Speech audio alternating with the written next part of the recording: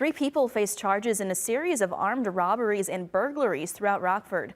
36-year-olds James Houston and Jamal Trotter, as well as 32-year-old Jasmine Houston, are accused of tricking senior citizens into letting them into the victims' homes, then robbing them. The crimes took place from November 19th to the 23rd. Trotter and Jasmine Houston are in custody. James Houston is not.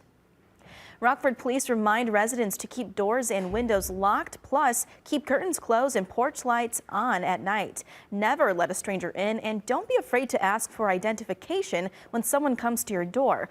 For more safety tips, visit WIFR.com.